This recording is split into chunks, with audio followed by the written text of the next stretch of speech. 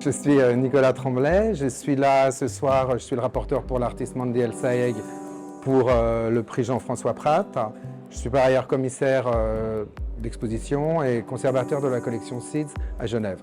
Oui, donc Mandy est une artiste qui vit à Londres, qui a 38 ans, d'origine chinoise et palestinienne de par son père. C'est une artiste en fait qui travaille à la fois la peinture, mais aussi les installations et aussi la performance. Donc elle a un registre en fait artistique assez large, mais avec une espèce de constance qui est visuellement une grille, qui est à la fois une référence à l'histoire de l'art abstrait, puisque la grille est un élément récurrent, qu'elle déforme, qu'elle pervertit, on va dire, et sur laquelle elle accroche différents éléments, puisque son travail est composé de collages, de sérigraphies et de différents objets qu'elle incorpore à ses peintures. Son atelier, c'est vraiment la matrice, on va dire, de ses œuvres. Il est jonché en fait d'éléments complètement disparates qu'elle utilise pendant qu'elle conçoit ses peintures, en l'occurrence, qu'elle puise au hasard à travers des textes, qu'elle découpe. Il y a des magazines